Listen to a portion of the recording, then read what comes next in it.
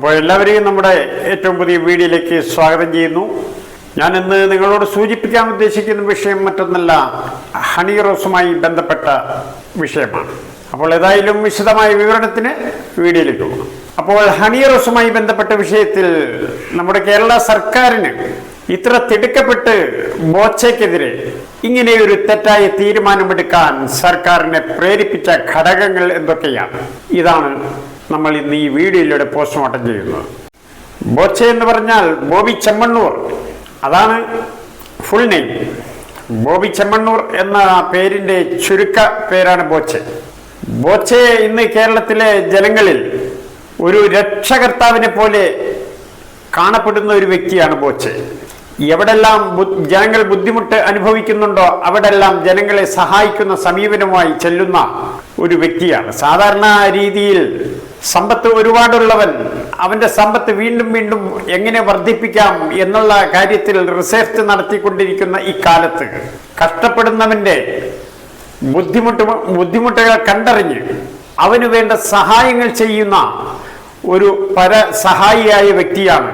ഏതൊരു സാധാരണക്കാരൻ്റെ മനസ്സിലും ബോച്ചയ്ക്ക് ഒരു ഉയർന്ന രക്ഷകർത്താവ് എന്നുള്ള ഒരു സ്ഥാനമുണ്ട്. അപ്പോൾ അത്തരം ഒരു വ്യക്തിയെ ഒരു ചെറിയ വിഷയത്തിൻ്റെ പേരിൽ വിഷയം വലുതാക്കി ഗവൺമെൻറ് കണ്ടാൽ അത് വലുതാണ്, അല്ലാതെ അത്ര വലുതാക്കി കാണേണ്ട യാതൊരു കാര്യവുമില്ല.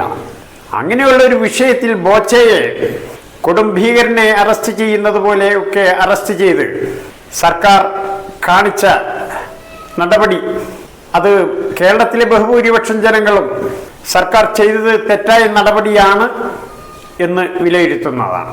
ബോച്ച ചെയ്ത പല കാര്യങ്ങളും സർക്കാരിന് പോലും ചെയ്യാൻ പറ്റാത്ത കാര്യങ്ങളാണ്.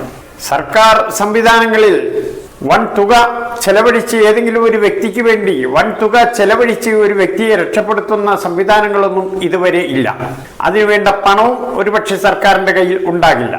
പക്ഷേ ബോബി ചെമ്മണ്ണൂർ എന്ന ബോച്ച അദ്ദേഹത്തിൻ്റെ ബിസിനസ് സംവിധാനങ്ങളിൽ നിന്നും അദ്ദേഹം കണ്ടെത്തുന്ന തുക, ആ തുക ഉപയോഗിച്ച് അനവധി പാവപ്പെട്ടവർക്ക് സഹായം ചെയ്തിട്ടുണ്ട്. അങ്ങനെയുള്ള ഒരു പരസഹായിയെ ഉപദ്രവിക്കുമ്പോൾ സ്വാഭാവികമായും സാധാരണക്കാരൻ്റെ മനസ്സ് ആ ബോച്ചയുടെ ഭാഗത്തേക്ക് തിരിയും. ബോച്ച അനുഭാവികളും അനുകൂലികളും ബോച്ചയെ ഒരു ഇരയായി കാണുകയും ചെയ്യും. അങ്ങനെ ജനങ്ങൾ കാണുന്നത് വരും തെരഞ്ഞെടുപ്പുകളിൽ സർക്കാരിന് ദോഷമായി ഭവിക്കുകയും ചെയ്യും. അതുകൊണ്ടാണ് സർക്കാരിന് ഒരു വീണ്ടും വിചാരം വേണം ബോച്ചയുടെ വിഷയത്തിൽ. ബോച്ചയെ ഏതാണ്ട് 2 ആഴ്ചക്കാലത്തോളം ജയിലിലിട്ട് പീഡിപ്പിക്കുക എന്നുള്ള ഉദ്ദേശത്തോടു കൂടി ഈ പോലീസ് പെരുമാറുന്നു എന്നൊക്കെ ജനങ്ങളുടെ ഇടയിൽ സംസാരമുണ്ട്. സർക്കാർ ഇതിൽ ഇടപെട്ട് ബോച്ചയെ എത്രയും പെട്ടെന്ന് ജയിലിൽ നിന്നും പുറത്തെത്തിക്കണം എന്നാണ് എനിക്ക് അഭ്യർത്ഥിക്കാനുള്ളത്. ഇതൊരു അഭ്യർത്ഥനയാണ്, കൽപ്പനയല്ല. ഇവിടെ എനിക്ക് സർക്കാരിനോടൊരു ചോദ്യമുണ്ട്, കാര്യങ്ങൾ അറിയാനാണ്. ഇന്ത്യൻ ഭരണഘടനയിൽ ഒരു മനുഷ്യൻ ധരിക്കേണ്ട വസ്ത്രത്തെക്കുറിച്ച്, മനുഷ്യൻ എങ്ങനെ വസ്ത്രം ധരിക്കണം, എങ്ങനെ ധരിക്കാൻ പാടില്ല എന്നതിനെക്കുറിച്ച് എന്തെങ്കിലും സൂചനയുണ്ടോ?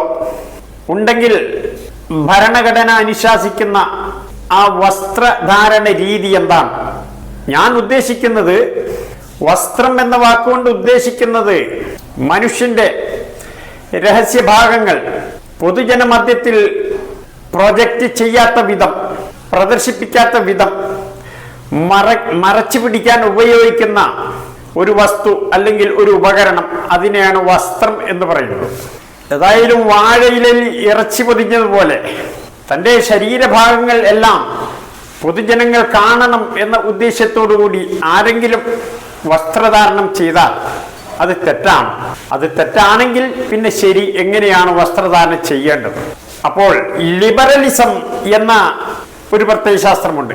ലിബറലിസം, അതായത് ആർക്കും ആരോട് വേണമെങ്കിലും ക്ഷയിക്കാം, അവിടെ രക്തബന്ധങ്ങളെന്നോ അന്യർ എന്നോ ഒന്നുമില്ല, എങ്ങനെ വേണമെങ്കിലും വസ്ത്രം ഉപയോഗിക്കാം, ഏത് ആഭാസ രീതിയിലും വസ്ത്രം ഉപയോഗിക്കാം, എങ്ങനെ വേണമെങ്കിലും നടക്കാം, അന്യ സ്ത്രീയുമായി ഏത് റൂമിലും കിടന്നുറങ്ങാം, ഇതിനെയെല്ലാം പ്രൊമോട്ട് ചെയ്യുന്ന ഒരു പ്രത്യയശാസ്ത്രമുണ്ട്. ആ പ്രത്യയശാസ്ത്രത്തിന്റെ പേരാണ് ലിബറൽ സംവിധാനം. അതിനെ ഉൾക്കൊണ്ട് ജീവിക്കുന്ന വ്യക്തികളെയാണ് ലിബറലുകൾ എന്ന് പറയുന്നത്. ആശാസ്യമല്ലാത്ത രീതിയിൽ വസ്ത്രധാരണം നടത്തുന്നത് ലിബറലുകളുടെ നാടുകളിലാണ്. പാശ്ചാത്യ നാടുകൾ, അമേരിക്ക, ബ്രിട്ടൻ, ഫ്രാൻസ്, ജർമ്മനി, അത്തരം നാടുകളിലാണ് ആശാസ്യമല്ലാത്ത രീതിയിൽ വസ്ത്രം ധരിക്കുന്നത്. അവിടെയെല്ലാം ലിബറലുകൾ ശക്തമാണ്. അപ്പോൾ സർക്കാർ ലിബറലിസം നടപ്പിലാക്കാനാണോ ഉദ്ദേശിക്കുന്നത് എന്ന് ഇവിടുത്തെ ജനങ്ങൾക്കൊരു സംശയമുണ്ട്. ദൈവമില്ല, ആരാധനയില്ല, വിശ്വാസമില്ല എന്നതാണ് ലിബറലുകളുടെ മുദ്രാവാക്യം. സർക്കാർ അവർക്കൊപ്പമാണോ അതോ ദൈവവിശ്വാസികൾക്കൊപ്പമാണോ? ഇതും ജനങ്ങൾക്ക് അറിയാൻ ആഗ്രഹമുണ്ട്.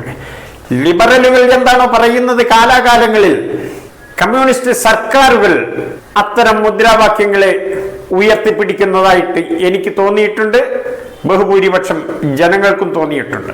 സർക്കാർ അതിനെയാണോ പ്രോത്സാഹിപ്പിക്കുന്നത് അതോ ആശാസ്യമായ രീതിയിൽ വസ്ത്രം ധരിക്കുന്നതിനെയാണോ പ്രോത്സാഹിപ്പിക്കുന്നത്?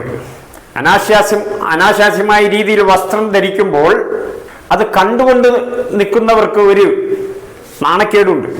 അപ്പോൾ ഈ ബോച്ചയുടെ അറസ്റ്റുമായി ബന്ധപ്പെട്ട് സർക്കാർ ലിബറലുകൾക്കൊപ്പമാണെന്നാണ് ഞാൻ അനേകം ജനങ്ങളുടെ ഇടയിൽ ഇതുമായി ബന്ധപ്പെട്ട് നടത്തിയ സർവേയിൽ പബ്ലിക് എന്നോട് പറഞ്ഞത്. അതാണ് ഞാൻ സർക്കാരിനോട് ഒരു അപേക്ഷ എന്ന നിലയ്ക്ക് ചോദിക്കുന്നത്, കാര്യങ്ങൾ അറിയാൻ. അതുപോലെ തന്നെ ചില വ്യക്തികൾ എന്നോട് പറഞ്ഞത്, സൗദി അറേബ്യയിൽ വധശിക്ഷയും കാത്തുകിടക്കുന്ന ഒരു വ്യക്തിക്ക് വേണ്ടി ബോച്ചെ കേരളത്തിന്റെ ഒരറ്റം മുതൽ മറ്റേ അറ്റം വരെ പിരിവുകൾ നടത്തി നിസാര ദിവസങ്ങൾക്കുള്ളിൽ അവിടെ കെട്ടിവെക്കേണ്ട പണം ഏതാണ്ട് 37 കോടിയോളം രൂപ ബോച്ചയുടെ നേതൃത്വത്തിൽ പിരിച്ചെടുത്തു. ഇതൊന്നും സർക്കാരിന് ഇഷ്ടപ്പെട്ടിട്ടില്ല. ഇത്തരം വ്യക്തികൾ ജനങ്ങളുടെ ക്ഷേമ പ്രവർത്തനങ്ങൾ നടത്താൻ രംഗത്ത് വരുമ്പോൾ അത്തരം വ്യക്തികളുടെ പിന്നാലെ ജനങ്ങൾ കൂടുകയും അത്തരം വ്യക്തികൾ ഒരു പ്രസ്ഥാനമായി മാറുകയും ഒക്കെ ചെയ്യും. അത് ഭാവിയിൽ സർക്കാരിന് ക്ഷീണം ചെയ്യും. സർക്കാർ എന്നത് വെറും വട്ടപൂജ്യമായി മാറും. അതുകൊണ്ടാണ് ഇത്തരം പ്രവൃത്തികളെ സർക്കാർ മുളയിലെന്നുള്ളുന്നത്. അതിൻ്റെ ഏറ്റവും വലിയ ഉദാഹരണമാണ് തമിഴ്നാട്ടിൽ സിനിമാ നടന്മാരായ സെലിബ്രിറ്റികളുടെ നേതൃത്വത്തിൽ രാഷ്ട്രീയ പ്രസ്ഥാനം വന്നപ്പോൾ യഥാർത്ഥ രാഷ്ട്രീയക്കാരായിട്ടുള്ള വ്യക്തികൾ അപ്രസക്തമായി. അവർക്കവിടെ ഒരു വിലയും ഇല്ലാതായി.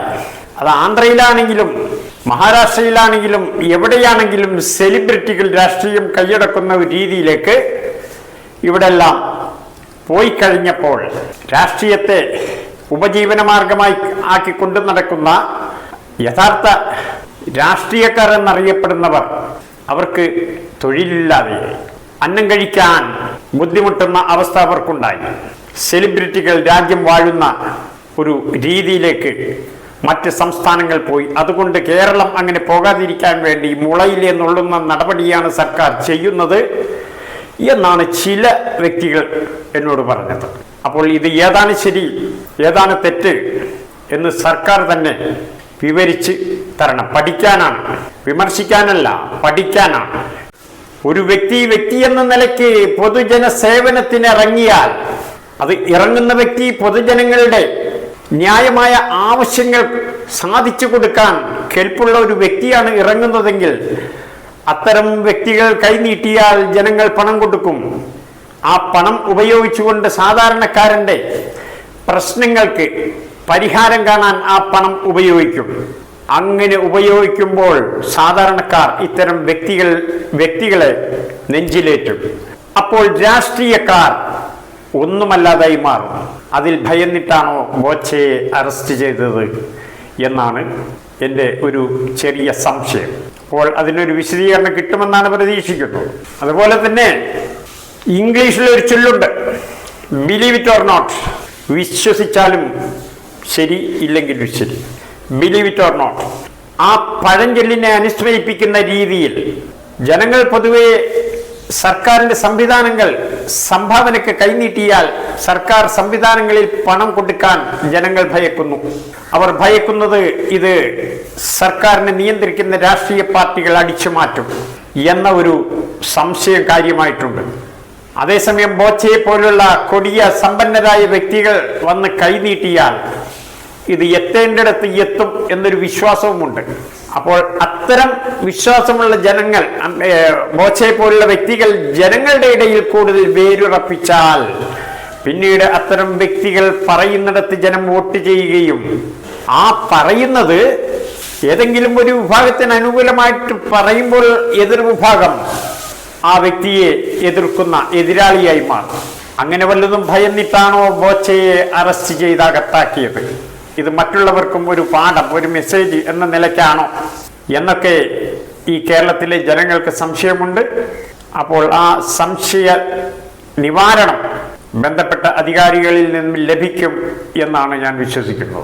ബോച്ചയെ അറസ്റ്റ് ചെയ്ത രീതി പരിശോധിച്ചാൽ നമുക്ക് അരിയാഹാരം കഴിക്കുന്ന ഏതൊരു വ്യക്തിക്കും മനസ്സിലാകുന്ന ഒരു കാര്യമുണ്ട്. ആ രീതി, ആ ശൈലി എന്തോ മുൻ വൈരാഗ്യം തീർക്കുന്നത് പോലെ ആണ് ബോച്ചയോട് പെരുമാറിയത്. ബോച്ചയെ അറസ്റ്റ് ചെയ്ത ശൈലിയും ജാമ്യം കിട്ടാതിരിക്കാൻ വേണ്ടി കാട്ടിക്കൂട്ടിയ നിയമ വ്യവസ്ഥിതിയുടെ ഉള്ളിലെ തിരിമറികളും ഒക്കെ കാണുമ്പോൾ അരിയാഹാരം കഴിക്കുന്ന ഏതൊരു വ്യക്തിക്കും ബോച്ചയോട് പ്രതികാരമുണ്ട്, അതുകൊണ്ട് ബോച്ചയെ അകത്താക്കുക എന്നുള്ള ദുരുദ്ദേശത്തോടു കൂടിയാണ് ഇതൊക്കെ ചെയ്യുന്നത് എന്ന് ചിലർക്കൊക്കെ എങ്കിലും ഒരു സംശയമുണ്ട്. അപ്പോൾ ഞാൻ കൂടുതലായിട്ട് ഈ വീഡിയോയിലൊന്നും പറയുന്നില്ല. ഇത്രമാത്രം പറഞ്ഞുകൊണ്ട് എന്നെ ശ്രമിച്ച എല്ലാവർക്കും വലിയൊരു സലാം നൽകിക്കൊണ്ട് നിർത്തുന്നു. എല്ലാവർക്കും എൻ്റെ വലിയൊരു സലാം.